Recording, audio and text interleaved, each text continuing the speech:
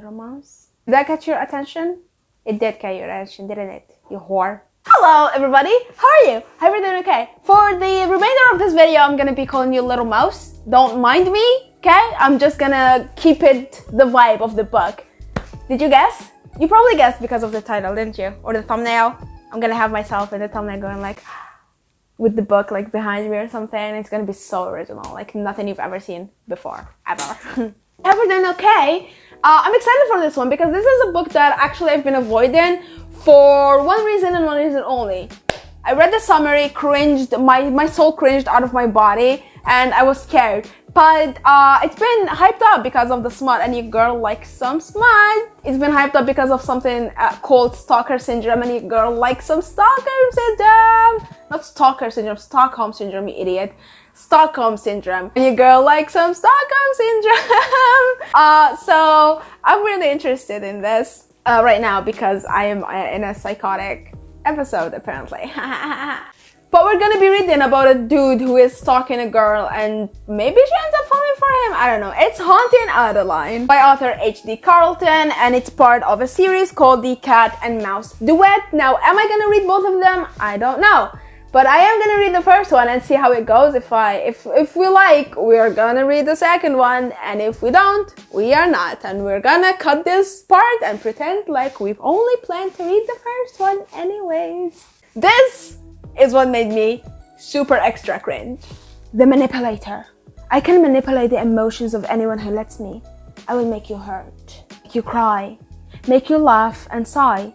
But my words don't affect him, especially not when I plead for him to leave.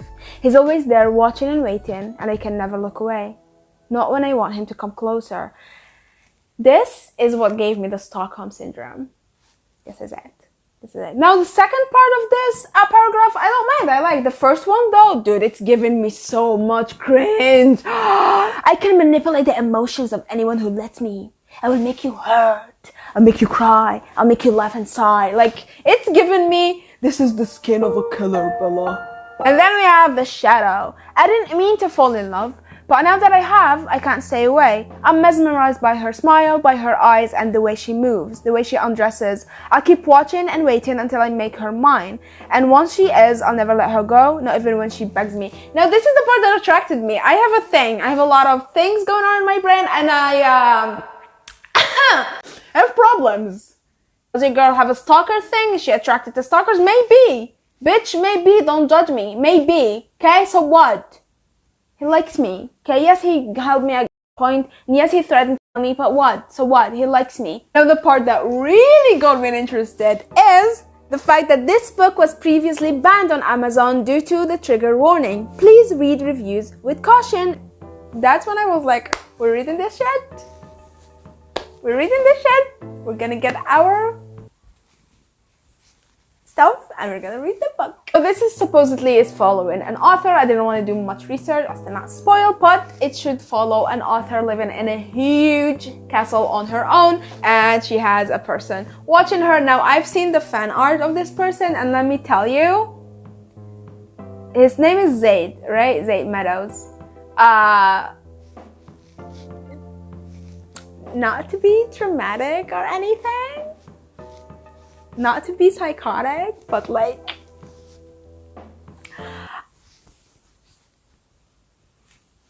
what's up?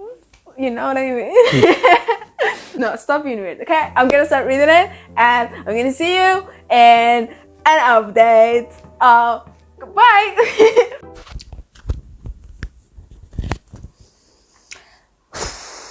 Okay, it's not looking good. It's definitely not looking good. We are a little bit disappointed.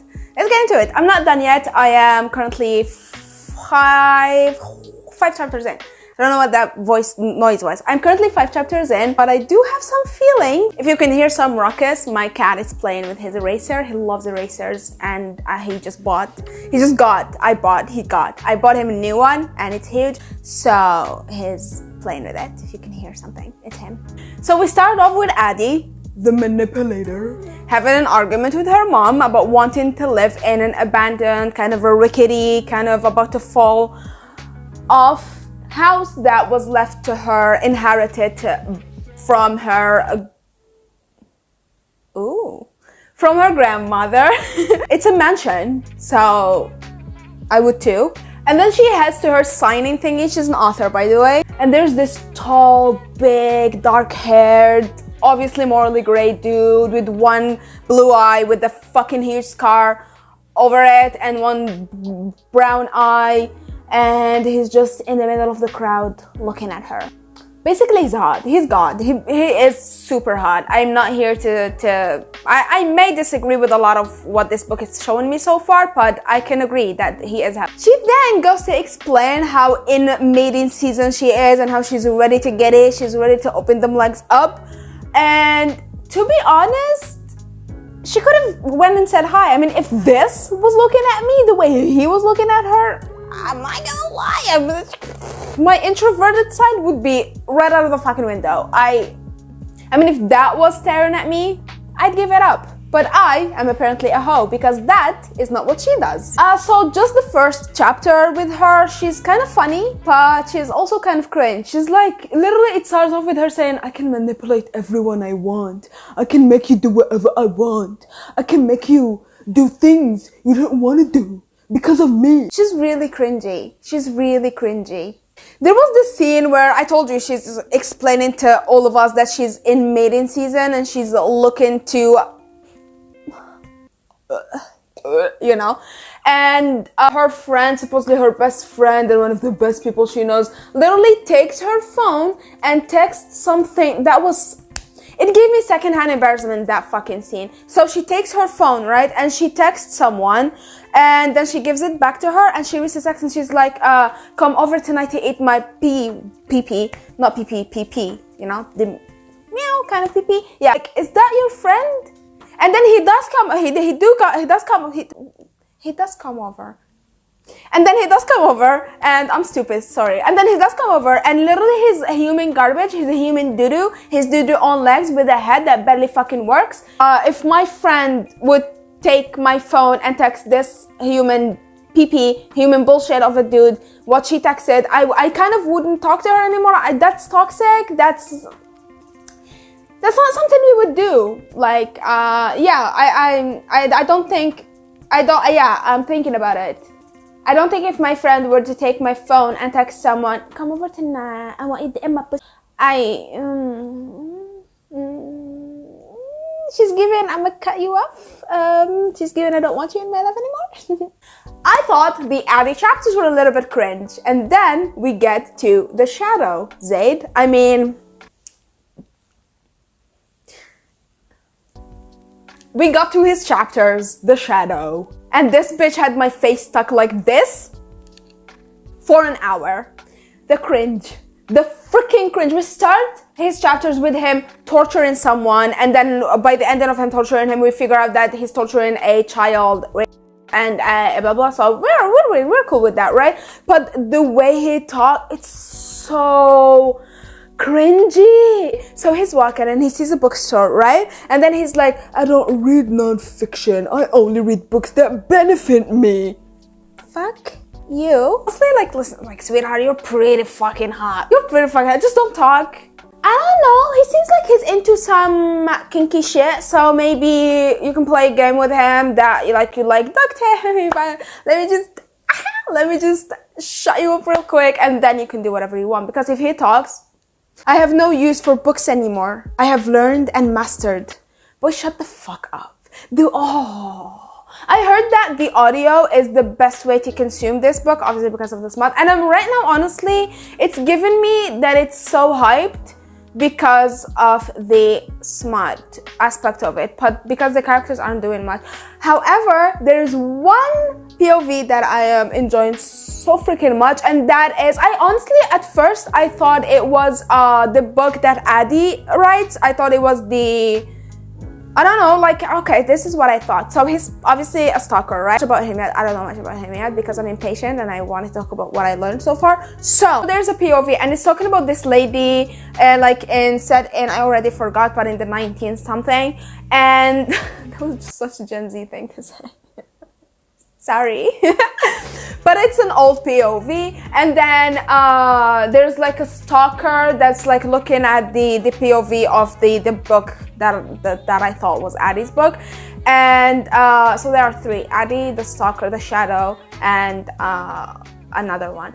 But apparently it's not. Addie finds, because Grayson, the one her friend texted to come and eat her kitty cat, like hit the wall and made an entire hole in the wall, because he's such an amazing person that you can tell him, no, I don't feel like I'm in the mood right now, and he won't react at all. So he punched a hole in the wall. Thank you, my best friend for fucking ever, for hooking me up with this fucking piece of... And then she goes to investigate a hole, right? And she finds a safe with a bunch of diaries, and it's her grandmother's diaries, great-grandmother's diaries, and she is the POV that we've been learning before, and I'm excited about that POV. It's so cool. And honestly, I thought it was Addie's book, because I thought, like, because he's a stalker, he would buy her books, read them, and think like she has like it's a turn on for her, and then does the same thing, like stalks her. But apparently that's not it. So it's honestly not looking that good. I'm not gonna lie. The cringe, it's given DNF. It's given DNF, but don't like to do that. So I'm pushing through it for Addie's great-grandmother being a whore. I love her. So I'm gonna see you. Either I'm gonna DNF it better get better, or else I'm gonna DNF it soon. It cannot be real. It can't. It's impossible for this shit to be real.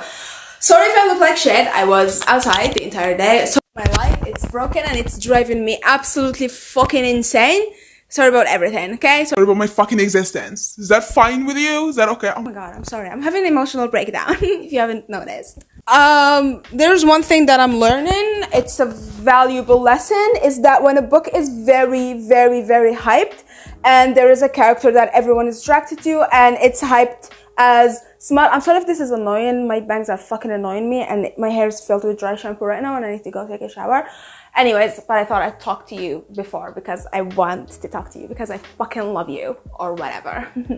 So I've learned that when a book is very hyped as a smutty book, there's either absolutely no plot, or everyone is cringy and they overlook literally every cringy detail. They overlook the cringy writing, the bad writing, straight up bad writing. I don't care, because it's smutty or whatever. I really wanted to DNF this. I don't like to DNF books. One, I want to give them a fair chance. You never know. Like, you never know. So many books I've read, they were like a 2.5, a 3, and then the end, they were literally like a 4 or something. You just never fucking know, right? Right. We agree to that? Fine, let's move on. But this one, I really wanted to DNF this. This is like 600 and something pages. For nothing. For nada. For absolutely nothing. For nothing. Absolutely fucking no substance. It was the same thing being repeated over and over again. Over and over and over and over and over again. And it's fucking frustrating.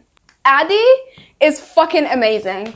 She figured out how to live in a mansion, in a haunted mansion, where there was a grisly, mysterious murder, while being stalked and being sent body parts in boxes, and be boring. How can you have that going on in your life and still be boring? Comment? Mais comment? How? Also, this is personal, so like, don't take this point as a valid thing. I hate when people use the word schmancy, and she did, and it just made me hate her even more. She's just like, ooh, schmancy. I just wanted to fucking hit her with something. Also, she's very not like the other girl. Very not like the other girls. And I mean not like anyone else. She's like, she curses so much. She's like rowdy. She's just not like the other girls. And she wants you to know, no, she's not like the other girls. Like, every few chapters, few pages, she lets you know that she snores, she farts, she poops, she has body hair, she lets you know that, oh, look, I'm not like the other girls. I talk about snoring. Aren't I like so special, right? Right? I'm one of the boys, right? Fuck other girls. I love being part of the boys. I don't like women. It's not that she's just a normal, natural girl. It's that she wants you to know, vehemently wants you to know that she's not like anyone else. This is her talking about her mom. She says, she's so prim and proper and I'm so not. Okay. That's okay. So, you guys have different styles. So, you guys have different aesthetics, different likes and dislikes, different way of speaking. So, it's like something I used to say when I was like 12, 13 or something, wanting to be special. When I was jealous of every other girl because I was fucking insecure. Literally. She wears makeup and heels and I just like wear Converse. Aren't I so special, Kyle? Do you like me? Like, aren't I like that's the vibe. It's given this vibe. It's given this vibe. It's given desperate. God fucking Christ, Addie is so dumb. I would have forgave the cringe, the corny stuff if she wasn't so fucking annoying. She's so dumb. She's so dumb. And I'm so done with authors writing female characters like this. Why are we still doing this? Why in 2023 are we still writing female characters like this? I don't understand. Why? Why are we still writing this dumbass, hopeless female character in need of a savior, but also let you know that I'm not like the other girls, but also please save me, I'm hopeless? Why are we still doing this? Move on from this. Move on from this. Zayd. Let's go to Zayd, please. Y'all hyped this man up so much, and I get it. Dude's hot. He's hot. But then he starts talking, and he's the most annoying, corny, cringy fucking character. He's given written by a 13-year-old. He's given Wattpad written by a fucking 11-year-old. He's given a pure, not even a pure, when I say pure fantasy, I don't mean pure fantasy in a good way. I mean pure fantasy that's written by like an 11-year-old that's just like got her period and just like starting to, you know, discover herself and whatnot. He's so corny and cringy. One, he gives himself affirmations, positive affirmations 24/7. Literally, every time we go to his monologue, to his inner voice, to his POV, he's just like, not that they can take me. I'm a murderer. I take anyone I want. No one can take me. She's mine. Boy, if you don't shut the why do you like him? Let's ignore the rape. It was rape. I don't give a fuck how they tried to change the fact that he actually raped the girl. Let's just ignore that. Fine. Let's ignore the blatant murder. Let's ignore the torture, the stalking, the non-consensual groping, the sexual assaults, the breaking and entering. Let's just forget all of that. The Stockholm syndrome, the manipulation, the gaslight. Let's forget all of that. All of it. Literally. His inner monologue is literally, I am tough and better than everyone. Every time we go to his POV, he's like so intense for no reason. He can say the most simplest phrase ever. I'm going to have a sip of water because I'm thirsty. That's it, right? It's a phrase, whatever, it's normal. He would say it like this. I'm going to have a sip of water because I'm thirsty. Yeah. And then after I have the sip of water, I'm gonna drown myself in her pussy juices. Why? Addie, like, at like around 500 pages, just die. Just die. She's so fucking dumb. She's so stupid. She's slow as fuck. She's annoying. She's just fucking annoying. I forgot that people still write female characters like this. It's literally like 2011 Wattpad or something. I forgot that actually like people still write female characters like this.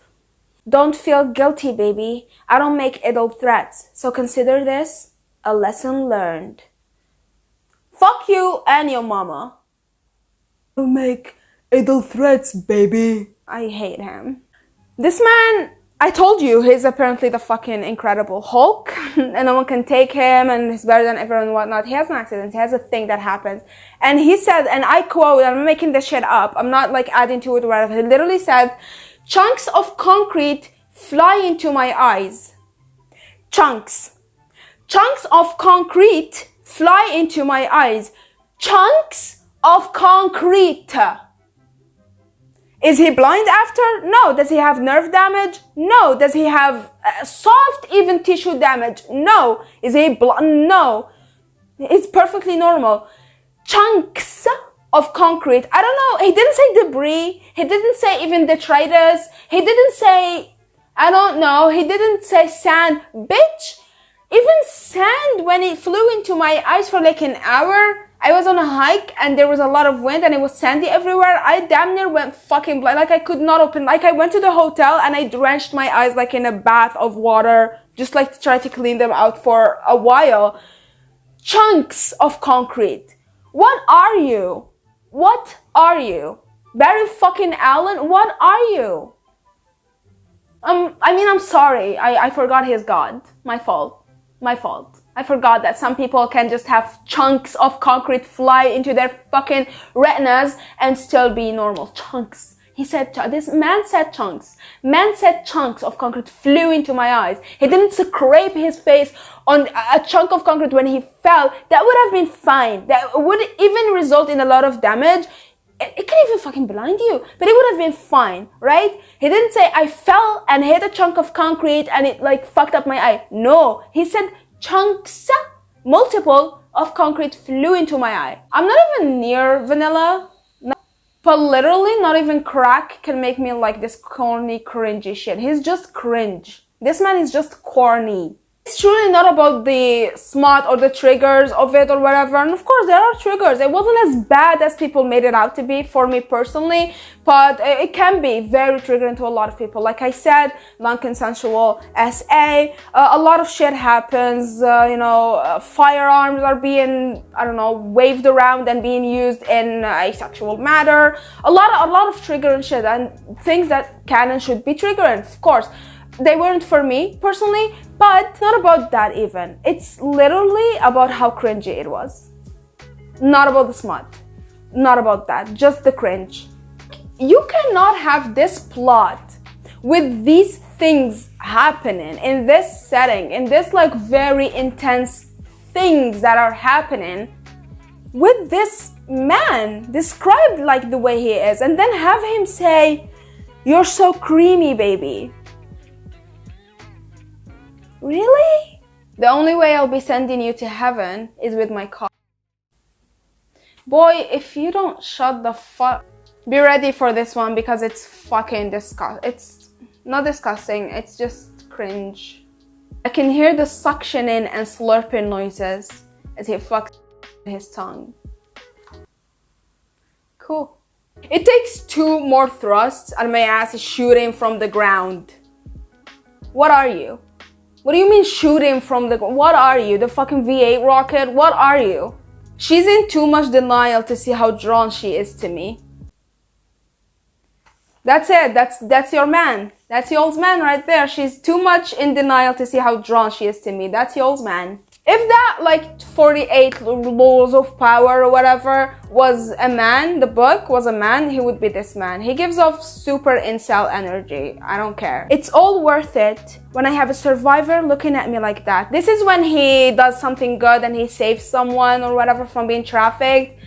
Like, you can't have this man do these things, literally rape someone. You cannot do these things and then say, it's all worth it when a survivor looks at me. And there was like a shift that I can feel. There was a shift right around the middle of the book where they tried to like, I don't know the word, I forgot it, but to like make this man like transition him into like, oh, he's actually good. That doesn't really stick because before that, the things that were happening, he's shit. He's a piece of shit. Like, this man is so fucking hypocritical. Best friend, Daya, I told you about her before. She's supposed to be this hacker and she just died.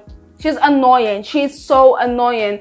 Let alone, like, she threw her best friend into a stranger, like someone's arm, and just left her. And she's just unnecessary. They're both, I'm not like the other girls, annoying, but they give off super mean vibes. You have seconds before I rearrange your organs. To which she replies, after a few readjustments, I finally find angle that allows me to completely seat myself on Zaid without feeling him come up my throat. You found him, his hentai.